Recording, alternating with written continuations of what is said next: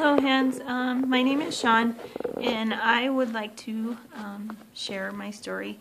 I tried to post a video earlier, but it was too big. It was 20 minutes, so I'm going to try to make this one short.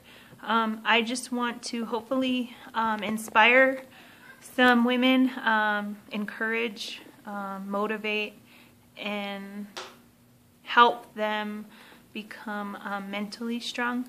I know that there's probably a lot that have been through maybe even worse that I've gone through, and I just hope that they can build some strength and bravery to hopefully share their story like I'm going to tonight. I used to weigh 300 pounds, and I wanted to lose weight. I wanted to be pretty, I wanted to be fit, and I was overweight my whole life. So in 2010, after I had my my youngest boy, I started working out a week after I had him, and it turned into an addiction to where I wanted to work out more and more and more. And I changed my eating habits, and I started to see the weight shred off every week, every time I got on the scale. And people were noticing. They were noticing that I was losing weight. They were telling me, "Wow, Sean, you know, you look great, and we're proud of you." And but it wasn't easy losing weight. My significant other, which is my ex now, he would control me. He wouldn't let me go work out. He wouldn't allow me to walk out of the house with my workout bag. He would tell me, "Where are you going? You leave that here. You're not going to the fitness center. You're not going to run. I'm not going to watch the boys for you to run. Why are you trying to lose weight? Who are you trying to look good for?" So he would tell me I was too fat. He would tell me I was too fat to be a runner, and that I would never meet up to his standards because he was on Hot Shot Crew. And he told me that I would never be able to be that person that I wanted to be.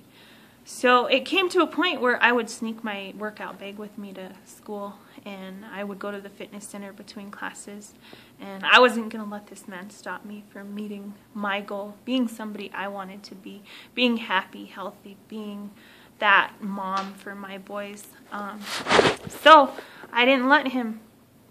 And in March of 2011, I met my goal weight, 155 pounds. And he started to become physically abusive when he started to notice that I was happy about myself. I wasn't that sad, lost, big girl anymore. I was happy, I was healthy, I was motivated, I wanted to do things. I felt like the world was in my hands. And he knew that he didn't have control of me, and he started to physically abuse me. And it got to the point where he would do it in front of my kids, and I wouldn't tell anybody. I told my best friend, and if she watches this video, she knows everything that I've gone through. But I would allow it to happen, and I would go back. And I always ask myself, why do I go back? Why do I go back? Why can't I leave? How come I can't get out? And we didn't really live together. He would pack his bags, leave every other week, every other 2-3 weeks, leave for a month, leave for 6 months. And then he'd come back into our life, and I'd allow him to. And I always wanted that strength to leave, and I couldn't get out. And I let the abuse occur on until just recently. I got a job offer in Arizona, and I took it. And when I realized that it was very, very close to him, I was afraid because I knew that this man would have control over me. And knew I was far away from my family, and the abuse got worse when I got to Arizona. It got to the point where he would do it in front of my older boy, and my older boy wouldn't even try to protect me. He wouldn't try to call for help. He would just sit in his room and pretend like he didn't know what was happening to his mom. And my younger boy got to the point where he was afraid of his dad, and he didn't want to see him. He didn't want anything to do with him. He would try to help me, even though he was 3 years old. He would try to get tough with his dad.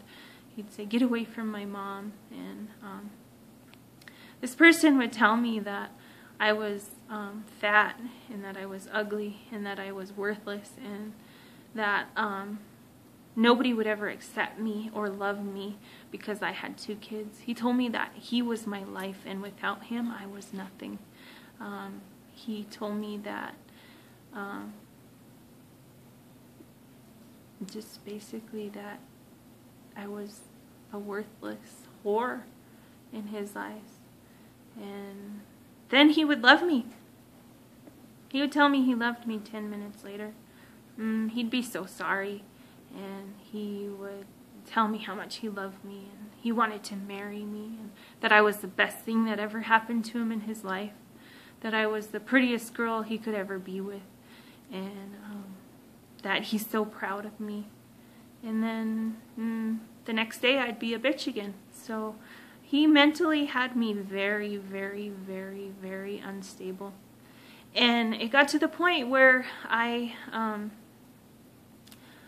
started to think that I was fat because I couldn't see myself in the mirror for who I really was. So I started to binge eat, and I started to throw it up. And I fell to this to make me feel better. I felt good when I did it because it seems like it was my drug to get away from the stress that I was in.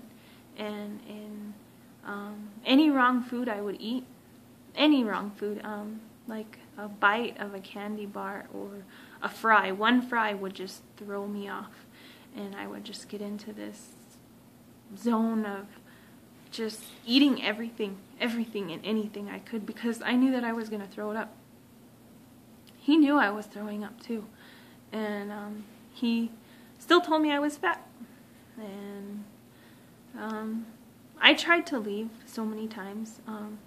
I went out with the hotshot crew here where I work, and he threatened to break both my legs off because he didn't want me around them people. He didn't want me around a whole crew of men, and he was jealous of me because I was doing what he wanted to do, and he didn't like that.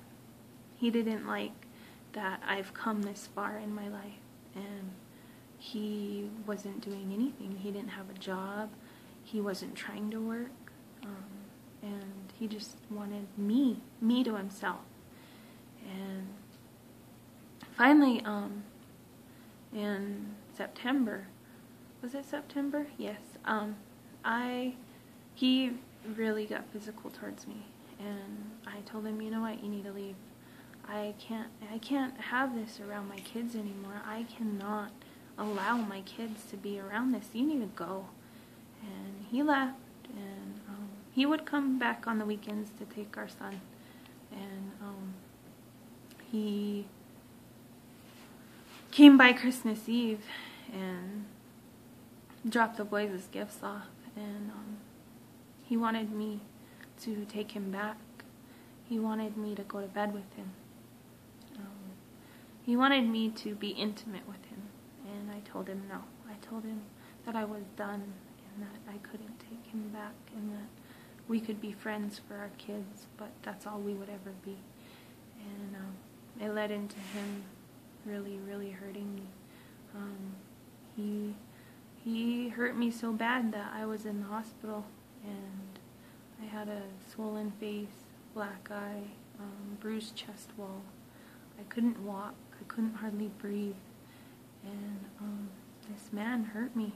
He hurt me in front of my kids, in front of both of my boys on Christmas. But this wasn't the first time I've been beaten with boots I've been choked. I've been pulled down the hallway by my hair. It's like I was walking on thin ice all the time. But this last time, he really hurt me. And I called the cops. And he got arrested. He got thrown in jail for domestic violence. And he actually goes to court tomorrow for his hearing. And I got sole custody of my son. And he told me I would never win him in his court, his state, Arizona. He told me that I was nothing and that the judge would look at me like I was a bad mom. And he basically had me scared. And I believed him. I was afraid. I was afraid to fight him for my son. I was afraid because of what he told me, because of the things that he said to me.